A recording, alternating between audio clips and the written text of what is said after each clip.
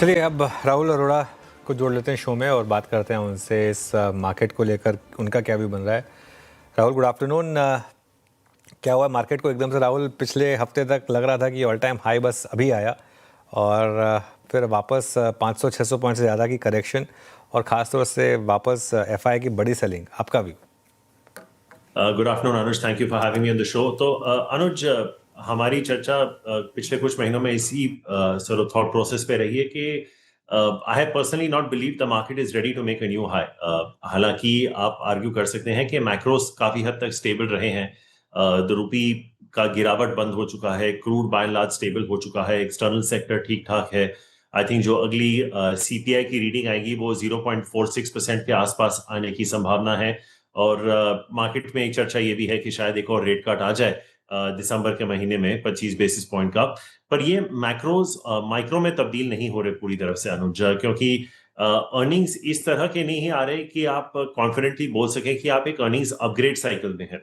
I think दो चीजें हैं, एक तो अर्निंग्स है अनुज, और अगर आप पिछले 1 और 3 इयर्स दोनों का देख लें, so I am not looking at short term 3-5 months, both 1 year and 3 year gold and silver have dramatically outperformed the Nifty. So from an asset allocation standpoint, equity now does seem to have some competition in terms of asset allocation. और जो latest mutual fund numbers भी आपको देखने में को मिले थे, वहां पे भी एक थोड़ी सी सॉफ्टनेस आना चालू हो चुकी है, क्योंकि पिछले एक साल में Nifty has been flat to negative last Diwali to this Diwali. So I think एक ये है कि alternative asset classes, because now you know that is how wealth managers would be pushing it. लेकिन दूसरा और मोस्ट इंपॉर्टेंट अनुज, जो आप रिजल्ट रिएक्शंस में भी देख रहे हैं, अर्निंग्स ग्रोथ इतनी स्ट्रांग नहीं है, तो इसके चलते आई नॉट इंटायरली श्योर कि the market is ready to make a new high. थोड़ी बहुत इसका श्रेय आईपीओ मार्केट को भी जाता है अनुज, क्योंकि जिस तरह की लिक्विडिटी है वो उस तरह से इंक्रीज नहीं हो रही है, और जिस तरह के आईपीओ आ रहे हैं, ये सारा मार्केट सेकेंडरी मार्केट से निकल के ही प्राइमरी मार्केट पे जा रहा है। तो एक तरफ से एक लीड बन गया है लिक्विडिटी का, और उसी के अंदर थोड़ा खेल खेला जा रहा है। तो I think it's going to be very difficult to make a case in the immediate short term for a 27,000 Nifty is my sense, both from a valuation as well as from an asset allocation standpoint. Okay, ठीक है, ये point taken Rahul. लेकिन एक और चीज़ जो अब अपने अंतिम पड़ाव में है राहुल, वो है क्वार्टरली नंबर्स। इन क्वार्टरली नंबर्स के बाद आपका स्ट्रॉन्ग कन्विक्शन किस स्पेस में? ठीक है, इंडेक्स पे आपने हाई की वकालत नहीं कर रहे हैं, बट वैल्यूएशंस जहां आपको बाइंग या फिर एक आपको कह रहे हैं कि हाँ स्पेस है, इस स्पेस को चेस करने का, आपका सबसे स्ट्रॉन्ग कन्विक्शन कहां पर है पोस्ट अर्निंग्स? देखिए वीरू, अभी जो आंकड़े अब तक आए हैं, I think by and large एक कंसिस्टेंट ट्रेंड नहीं बना है, लेकिन पॉकेट्स हैं, trends with in trends emerge हो रहे हैं। I think mid cap IT has run better than large cap IT. I think वो एक पॉकेट है जहां पे मुझे लगता है कि इतना वैल्यू नहीं है, बट ग्रोथ आपको संभवतः मिल सकती है। सीमेंट में ठीक ठाक रिजल्ट्स आए हैं अब तक, जो भी आंकड़े आए हैं, it's not been too bad. I think consumer discretionary, आप आज इंडियन होटल्स को हटा दीजिए, बट आई थिंक उसके अलावा जो कंज्यूमर डिस्क्रेशनरी के रिजल्ट्स आए हैं, they have by and large still been relatively okay. And chemical sector, I think आपको याद होगा कुछ दिनों पहले नवीन फ्लोरिन में एक बहुत बड़ा उछाल आया था इंट्राडे, जिस तरह का गाइडेंस उन्होंने रेस किया है। आई थिंक कुछ म्यूचुअल फंड्स हैं जो अपना एक केमिकल ईटीएफ भी लॉन्च कर रहे हैं अभी बाजार में। तो आई थिंक हो सकता है कि क्योंकि China is now coming back, I think 1-2 साल क्वाइट रहने के बाद, क्योंकि चाइना का भी एक रिवाइवल सा देखने को मिल रहा है, तो आपको केमिकल्स और मेटल स्टॉक्स में भी एक रुझान देखने को मिल रहा है मार्केट में। तो आई थिंक ये कुछ सेक्टर्स हैं जो इमीडिएटली ध्यान में आते हैं। Autos has been mixed, consumer में कोई खास है नहीं, ITC is the only one that stands out Viru. I think बाकी आप देख लीजिए, कोलगेट का -8% वॉल्यूम ग्रोथ था, लीवर का वॉल्यूम ग्रोथ था ही नहीं। तो consumer staples, large cap IT, autos, maybe premium autos like Eicher, Maruti was a bit of a mixed bag. But I think सबसे बड़ा चैलेंज वीरू ये मार्केट में हो रहा है कि are you chasing top line और margin, and I think that's going to be the very big call companies are going to have to take going forward. तो या तो आप टॉप लाइन चेस करके मार्जिन को सैक्रिफाइस कर दें, या मार्जिन को सैक्रिफाइस करके टॉप लाइन ग्रो कर ले। आप अगर आपके रिसर्च एनालिस्ट को भी बोलें कि सारे आंकड़े निकाल दे रिजल्ट सीजन के, बहुत कम कंपनीज होंगी जिन्होंने मार्जिन एक्सपेंशन और वॉल्यूम ग्रोथ या टॉप लाइन ग्रोथ दोनों दिया है। कहीं ना कहीं एक कॉम्प्रोमाइज आ रहा है, and I think that's going to be the telling point, which is why I was telling Anuj कि मुझे नहीं लगता कि we are in a situation where we going to rush back to 14-15% earnings growth, और अगर वो नहीं होगा तो I think it could be a little bit challenging. Okay, तो ये बात हो गई अर्निंग्स और सेक्टर स्पेसिफिक, लेकिन पिछली दफ़ा जब आपसे बात हुई थी तो आप इटर्नल को लेके काफ़ी पॉजिटिव थे और इटर्नल के रिजल्ट अच्छे आए हैं, लेकिन एक खबर पर मेरा सवाल है। खबर ये कि अब कंपनियां शायद स्मॉल कार्ड फीस या हैंडलिंग फीस जो एक्स्ट्रा फीस लेती थी वो अब नहीं लेगी। इसका असर क्या कंपनियों पर पड़ेगा? साथ ही अब क्या इटर्नल को लेकर आप उतने ही बुलिश हैं जितना पहले थे? देखिए, इटर्नल और स्विगी दोनों ही आई थिंक उनके इंटरनल्स अगर देखे जाए they were not bad. I think Swiggy में Instamart has done well, Blinkit is still continuing to do well. तो अगर वो ये ऑफसेट कर पाए तो I don't think there is much of an issue. I think अगर आप इसमें पेटीएम भी जोड़ दें तो आई थिंक ये तीनों कंपनियों में एक कॉमन चीज मुझे देखी जो आई थिंक काफी हद तक पॉलिसी बाजार में भी देखने को मिली है, is they have now started to cut down the losses on the parts of the business that were giving them the valuation. तो एक pathway to cash flow जरूर दिख रहा है मुझे। हालांकि मैं नहीं कह रहा हूं कि अगले 3 या 6 महीने में ही आ जाएंगे। These stocks have done well. I think अगर हम स्विगी की बात करें तो 350 का इशू 600 पे जाके वापस 300 पे आया था, फिर 400 450 पे गया था। यही जर्नी जोमेटो की भी रही थी after listing. You know it had come down to 50 rupees, gone to 250, come back.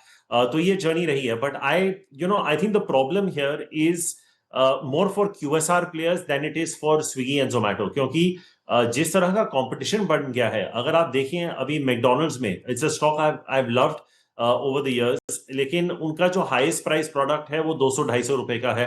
पहले वही डिलीवरी कर रहे थे। पिज्जा आपको 500-550 में मिलता है, but the issue now for QSR players is वही प्राइस पॉइंट में, चाहे आप रोज ऑर्डर कर रहे हो या biryani, the options have increase dramatically. तो आई डोंट थिंक स्विगी और जोमेटो पे इतना असर आएगा, बिकॉज ब्लिंकिट और इंस्टामार्ट दोनों के लॉसेस कम हो रहे हैं। एंड आई थिंक जिस तरह की कैपिटल रेस की भी बात हो रही है, आई थिंक इटर्नल ने तो ऑलरेडी $1 बिलियन रेज कर दिए हैं। Swiggy is also in the process of raising $1 billion, so I think they will be able to override it whatever losses they have and use this capital as growth capital going forward. Rahul, आज paint stocks में काफ़ी अच्छी rally है। I am sure ये एक sector है FMCG जो आपके दिल के काफ़ी करीब है। जो बिरला ओपस ने अनाउंसमेंट की, क्या एक माना जाए कि अब मोर और लेस बुरे दिन खत्म हुए पेंट कंपनियों के? आई थिंक अनुज, सबसे पॉजिटिव चीज इसमें यह है कि real estate sales are still doing very well across the country. B, I think जो मैंने अपने पहले आंसर में कहा था, क्रूड काफी हद तक स्टेबल हो चुका है। अगर आप पिछले 6 महीने और या 1 साल का भी एवरेज देखें तो ब्रॉडली 57, 58 टू 65 के बीच में है। तो आई थिंक जो प्रिडिक्टेबिलिटी चाहिए आपको अपने रॉ मटेरियल्स प्लान करने में, सोर्सिंग में, जो आपकी इन्वेंट्री मैनेजमेंट होती है, and how you are going to be basically pricing your product. तो price hikes I think will come with a bit of a lag, but I think दोनों real estate sales और commodities आपके favour में है। जो आपने बात की कंपटीशन की, उस तरह का डेंट नहीं आया है जो लोग एक्सपेक्ट कर रहे थे, क्योंकि जब ये अनाउंसमेंट्स पहले आ रहे थे तो काफी हद तक सेक्टर डीरेट हो चुका था, and Asian paints was the prime loser in that. तो I think on dips, Anuj, I would certainly be a buyer, not just in Asian Paints. I would probably extend that to a Berger as well, because I think अगर consumer discretionary के बाद एक sector जो काफी ठीक ठाक कर रहा है, जो consumer discretionary और staples के बीच में आ रहा है, वो paints हैं। तो I think of course valuations are nowhere close to as expensive as they were. एक earnings reset भी हुआ है, तो I would be relatively comfortable looking at an Asian Paints here. And if you're not, maybe another 10-15% lower, पर मुझे नहीं लगता कि उससे ज्यादा इन शेयरों में गिरावट आएगी, because both real estate sales, primary and secondary, and crude are stable. So उसके चलते combining with valuations, I would certainly be a buyer in Asian Paints and Berger. Okay, Asian paints पे राहुल जी का आउटलुक। अच्छा राहुल, मेरी last class interaction में आपसे एक बार NBFC से बातचीत हो रही थी। अभी एनबीएफसी इसमें मतलब इतने बड़े मूव के बाद, I mean look at L&T finance जो कि सबसे लगाड़ था इस स्पेस में, is at all time high with this substantial gap.